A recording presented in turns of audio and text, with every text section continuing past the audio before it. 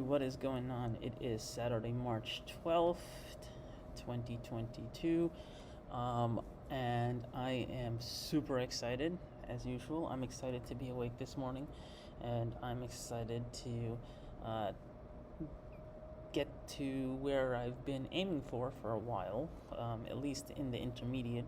And I guess it's appropriate that since we are going to be approaching the middle of March in a few days, that we are at this point in metabolism March. Okay, so metabolism March, I had almost totally wanted to involve March in talking about several metabolic processes within cells, um, and I got pretty far just recapping where I was in the beginning, starting off with just not even I had just gotten into the blood transporters because glucose is the primary reagent of metabolism, and basically that's how the glucose metabolism is how ATP is formed, and it's essentially the integral component to everything, right? And throughout the last several days, I've been getting into glycolysis and going through the various phases of glycolysis. I've been jumping back and forth because I've been realizing that you can talk about glycolysis on a high level, and then going into each of the individual enzymatic steps is fairly involved, and I'm still technically going through that, right? But I've decided to do a few things in parallel, and I think by the time that I re-record these videos in the future, when I really affirm my knowledge of all this work, and when I get to the point where I can talk about all this stuff holistically, I'll reorganize how I go over glycolysis, and I will talk about, for example, a glycolytic step, like the hexokinase, the first step, the conversion to glucose 6-phosphate, and then go into the details of how hexokinase and glucokinase work and their structure, etc. That'll be an organization phase that I go through later on. But this is my first pass through this, and I've decided to kind of see the road, traverse the road as I go, and kind of figure out where the speed bumps are and negotiate them, and then hopefully get to the end goal. So that's a little diatribe for me on my thought process here. And so to get to the actual content, I will start talking about the Krebs cycle, also known as the tricarboxylic acid cycle, also known as the citric acid cycle. It has several names, and I guess I need to go into I'm going to go into the history of the Krebs cycle discovery by a guy named Krebs, unsurprisingly, but also why people call it these alternative names as well, like citric acid and tricarboxylic acid cycle, etc. So let's start talking about that. I have the Krebs cycle up, and there's so many images of the Krebs cycle in terms of the 8 steps of it, and the various products of the Krebs cycle, etc. So today I'm just going to kind of go through the high level structure of the citric acid cycle, Krebs cycle, and then we'll go into individual reactions as the days go on in metabolism March. The reactions involving the enzymes, the allosteric inhibitors, and the allosteric stimulators and hormonal inhibitors. And also we have to talk about the products, because again, the products of the Krebs cycle go down to the electron transport chain, and that electron transport chain is where the bulk of the ATP is made. So remember, you start off with glycolysis, then you initiate, in the presence of oxygen, the transition phase. Then after the transition phase, you get ready, that's when you start the Krebs cycle. Then after the Krebs cycle occurs, and then all of this is happening simultaneously as well. This is just the product of the steps as it comes to a specific batch of reactants, a specific glucose molecule. Okay, but remember, this is happening in several cells and several processes and several times simultaneously, and it's a miracle that this is happening at all. And none of these steps really interfere with each other, except with respect to the inhibition, the allosteric inhibition and activation of these enzymes, right? Okay, so then finally go to the ETC. Then we can talk about other things in metabolism, but let's just talk about the 8 steps of the Krebs cycle, okay? So the Krebs cycle starts off with acetyl-CoA that we got from the transition phase between glycolysis and the Krebs cycle. Okay, so remember the last enzyme of the pyruvate dehydrogenase complex, the subenzyme there, which was what? Here's a quiz. Try to remember. It's dihydroxylipoamide dehydrogenase. Okay, and I remember that because I really like that name. And also because of what it does, it produces NADH, right? We need that, and that is, remember, dehydrogenase. It's taking the H, producing NADH, taking the hydrogens from the previous step, producing NADH, and acetyl-CoA was already produced from actually the previous enzyme called dihydroxylipoamide acetyltransferase, okay, because that enzyme adds CoA to the acetyl group that came from the Krebs cycle, okay. So that's that acetyl group that came from the previous enzyme, which that is then the entry point into the, or previous subenzyme, which that's the entry point into the transition phase of after glycolysis. Okay, that's what gets transferred. Pyruvate gets transferred into the mitochondria, and therefore the whole cascade of reactions occurs there. So, okay, without rambling too much, and I might have to smooth that over in the next iteration of this video, we have the acetyl-CoA, right? Acetyl-CoA gets combined with oxaloacetate. Okay, so acetyl-CoA, remember, is a 2-carbon. It's basically it's an acetyl group combined with a CoA group, right? And the acetyl group is a 2-carbon molecule. Okay, so oxaloacetate is a 4-carbon molecule with several oxygens attached, and it gets attached to acetyl-CoA to form citric acid. The enzyme involved in that is citric acid synthase. Okay, so that molecule then that's a synthase or a synthesis molecule, right? So now we're back to a 6-carbon molecule. Okay, so we started with a 4-carbon molecule, we went back to a 6-carbon molecule, and then we start going through that's the first step of the Krebs cycle. We'll go into the details regarding citrate later on.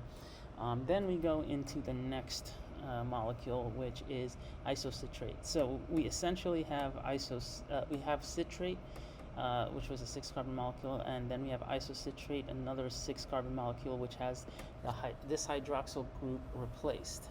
So it goes from the 4' position to the 3' position, and it's the same molecule essentially, but an isomer of it. Okay. And remember, we have isomerization reactions in glycolysis where we're converting glucose to fructose, right, in step 2. So that's through fructose isomerase, right? Phosphofructose isomerase, sorry. Okay, so, and then once we have this isocitrate, it's interesting. Now you might ask why we can't just go from acetyl-CoA to isocitrase. Okay, so there's several reasons, like chemically speaking, why it's easier to do it over 2 steps. But also, interestingly enough, this isocitrate product, this reaction here is catalyzed by an enzyme called aconitase. Okay. This is actually well known, but might as well talk about it. Aconitase is a target enzyme of certain types of rat poisons or other insect poisons and things like that. And how does that work? So aconitase what it does, it takes an enzyme like acetyl CoA, or sorry, it takes a product or a reactant like acetyl CoA and combines it with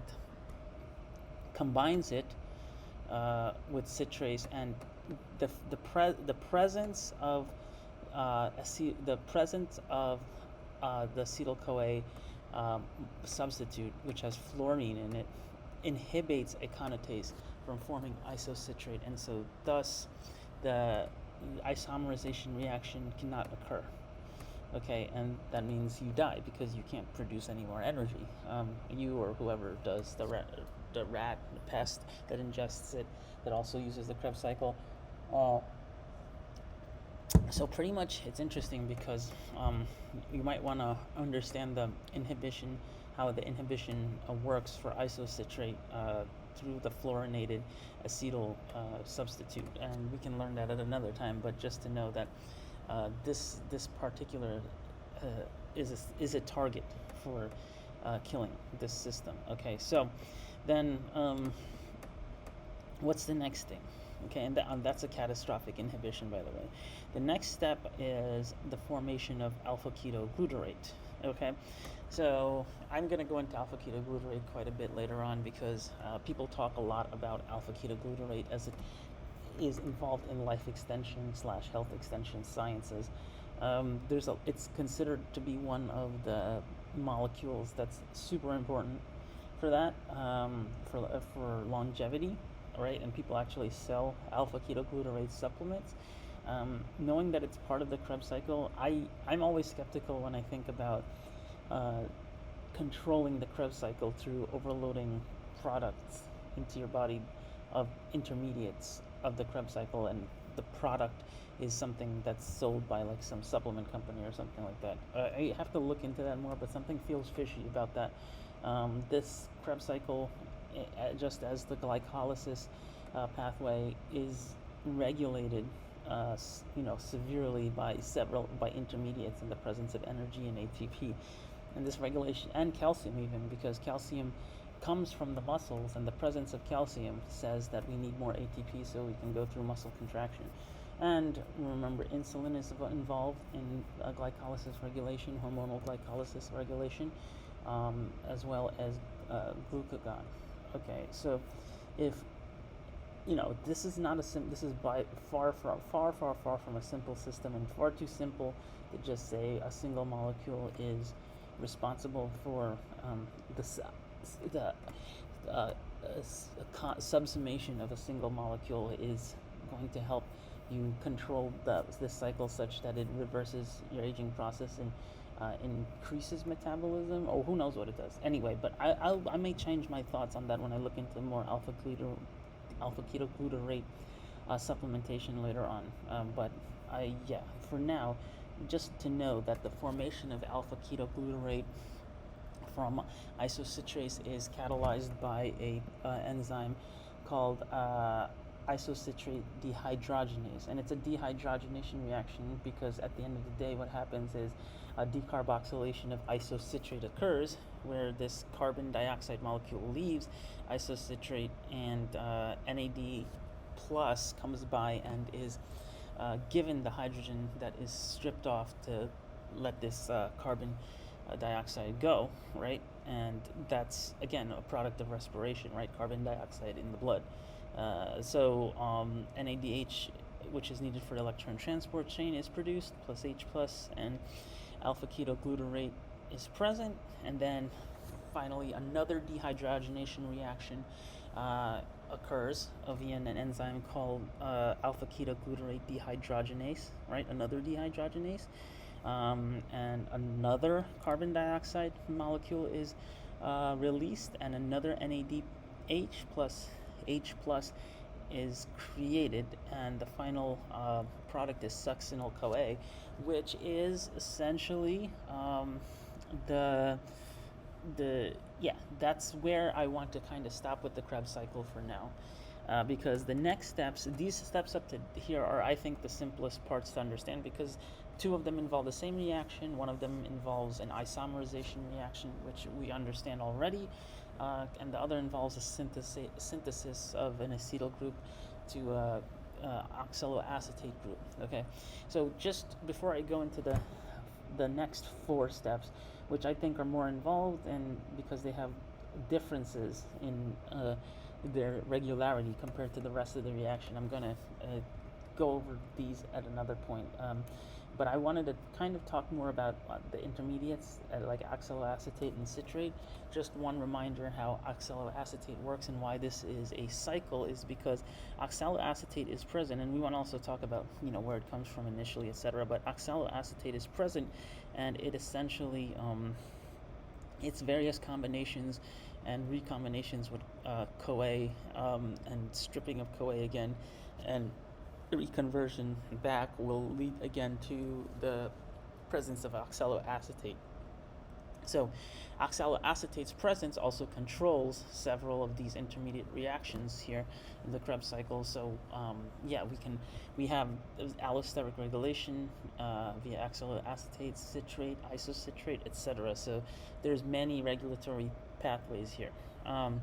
Okay, so that's about it. And I will talk about I will start tomorrow with succinyl-CoA's transfer to succinate, or conversion to succinate, and the details there. For now, thanks for listening. I had a lot of stuff to go over, and I appreciate your time. Like, subscribe, and leave a comment on my channel, and all that good stuff. Follow me on Twitter, and so on and so forth. Thanks a lot. See you.